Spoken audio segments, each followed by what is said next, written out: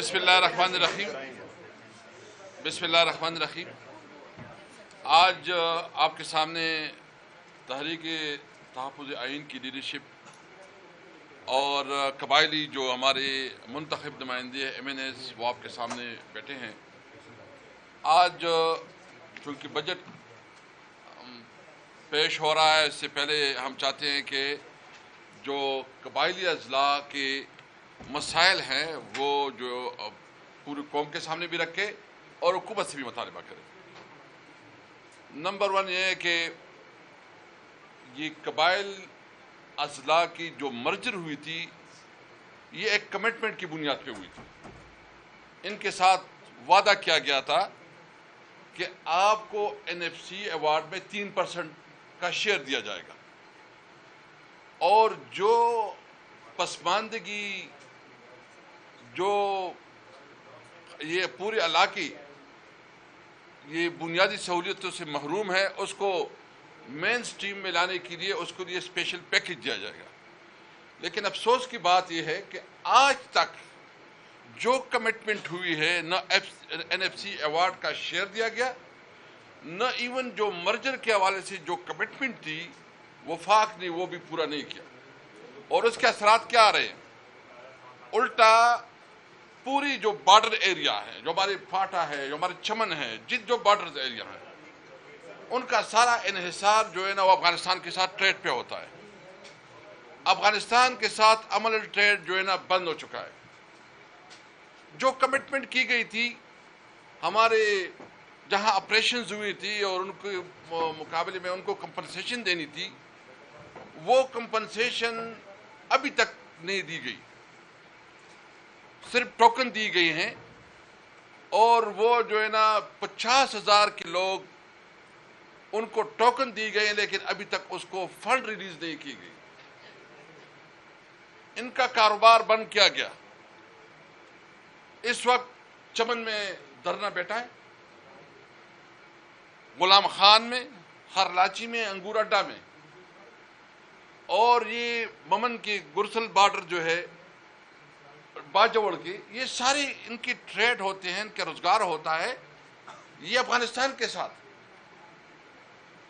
اور ابھی ماحول یہ ہے کہ ایک تو نہ ان کی دروں کے ساتھ کوئی سنجیدگی سے بات کر رہا ہے، نہ کوئی اس کو سیریس لے رہا ہے، اور افغانستان کے ساتھ جو تجارت کی بندش ہے اس نے قبائلی عوام کی معاشی شارک توڑ دی ہے۔ یہ الزامات لگا رہا ہے کہ اسمگلنگ ہو رہی ہے۔ یہ کہتے ہیں کہ بھائی جان آپ یہ بتائیں، ہم کبھی بھی اسمگلنگ کی حمایت نہیں کرتے۔ ہم سمجھتے ہیں کہ اگر وہاں irregular اکانومی ہے یا وہاں وار اکانومی ہے تو اس وار اکانومی کو irregular اکانومی کے لیے حکومت کے پاس کیا پلان ہے کہ اس کو ریگولر اکانومی میں کنورٹ کرے۔ جب آپ کمٹمنٹ کرتے ہیں اور کمٹمنٹ میں آپ کمٹمنٹ کو پورا نہیں کرتے تو اس کا مطلب یہ ہے کہ آپ صرف جھوٹے وعدے کرتے ہیں۔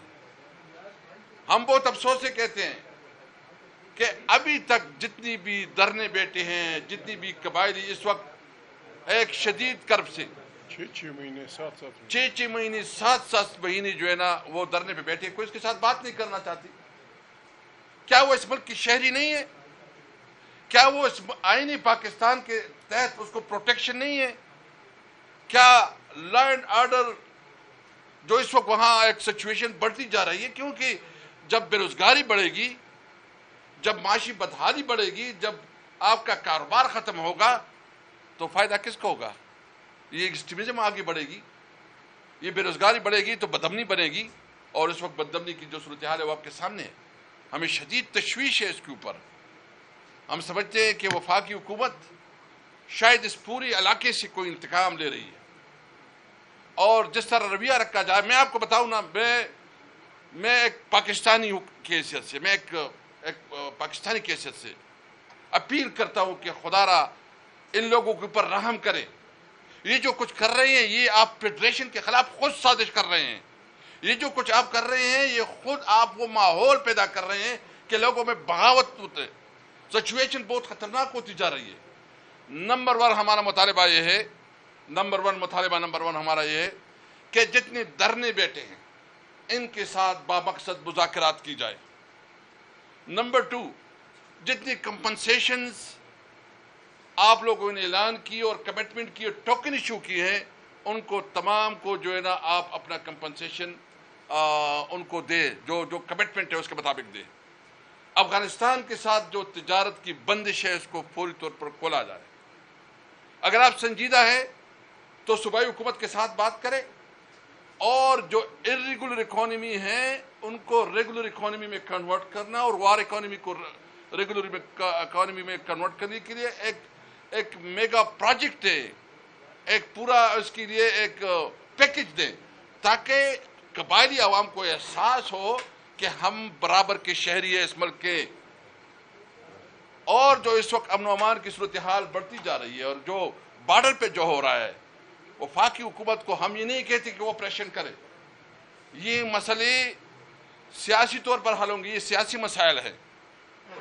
آپ اس کے لیے ایک پارلیمانی کمیٹی اناؤنس کریں اور پارلیمنٹ کو انگیج کرے کہ وہ تمام مسائل کو جو ہے نا دیکھیں، اور جہاں کوتاہی ہو رہی ہے، جہاں یہ چشم پوشی کر رہے ہیں، جہاں احتسال ہو رہا ہے، ان کے مطابق لیکن وہ پارلیمانی کمیٹی جس کے پاس پاور ہو، ایک پارلیمانی کمیٹی بنائی جائے۔ ہماری مطالبہ، یہ سب ہمارا مطالبہ ہے۔ اس لیے میں وارن کرنا چاہتا ہوں کہ وفاقی حکومت آئندہ بجٹ میں، ہم نے اسمبلی کے فلور پہ بھی بات کیا کہ پاٹا اور پاٹا کے اوپر اگر کوئی ٹیکس لگایا گیا تو پھر اس کا جو لا اینڈ آرڈر سچویشن اس سے بنے گی وہ کسی کنٹرول میں نہیں ہوگی۔ آپ نے ویسے بھی اس کو کیا دیا ہے، وہاں بم دھماکے ہیں، وہاں کلاشنکوف کلچر ہے، وہاں بجلی نہ ہونے کے برابر ہے، لوڈ شیڈنگ ہے، اور پورے خیبر پختونخوا میں بھی اور پورے پاکستان میں مظاہر ہو رہے ہیں۔ لیکن جو ہمارے علاقے میں لوڈ شیڈنگ ہو رہے ہیں، اور مجھے خوشی ہے کہ چیف منسٹر صاحب نے اس پہ انیشیٹو لیا ہے اور وہ اس کے بات بھی کر رہے ہیں، اور آج بھی ان کی میٹنگ ہوئی ہے۔ آج بھی میرے جس علاقے سے ہوں وہاں ایک بہت بڑا احتجاجی مظاہرہ ہو رہا ہے لوڈ شیڈنگ کے حوالے سے، کہ جب 18 گھنٹے اور 20 گھنٹے آپ لوڈ شیڈنگ کرتے ہیں تو آپ کیا میسج دیتے ہیں، اس میں کیا انڈسٹری آگے بڑھے گی؟ اور جو من گڑت قسم کی بات ہوتی ہے، بھائی آپ جتنی ایشوز ہیں اس کو پارلیمان میں لے کے آئیں، اس کے اوپر بھرپور ڈیبیٹ کریں، اس کے لیے سلوشن نکالیں، اور جو عوام کا اعتماد اس وقت جو ہے نا اداروں کے اوپر اور خاص کر اسٹیٹ کے اوپر ختم ہو رہا ہے، ان کی بحالی کے لیے ہم تیار ہیں کہ ہم پارلیمان کے طور پر جو ہے اس پہ کردار ادا کریں۔ لیکن سب سے اہم بات یہ ہے، آج ہم یہ پریس کانفرنس اس لیے کر رہے ہیں کہ جو بجٹ آ رہا ہے، اس بجٹ میں فاٹا کے عوام کو اور وہ جو پسماندہ علاقے ہیں، وہ بلوچستان اور سب کو جو ہے نا آپ پریارٹی میں رکھیں، ان کے لیے اسپیشل پیکج دیں، ان کی بزنس کاروبار کو بحال کرنے کے لیے خصوصی اقدامات کریں، اور جو وہاں مختلف دھرنے بیٹھے ہیں ان کے ساتھ بامانی مذاکرات کریں، تاکہ یہ جو سچویشن ہے، جو اس کی جتنی اس کو سیریس لینے چاہیے ابھی تک نہیں لیا گیا۔ ہمارا مطالبہ ہے، ہم اسمبلی کے اوپر بھی فورم پہ بھی اس کے اوپر بات کریں گے، ہم نے بجٹ پہ بھی، اور پراپر اعداد و شمار سے کریں گے۔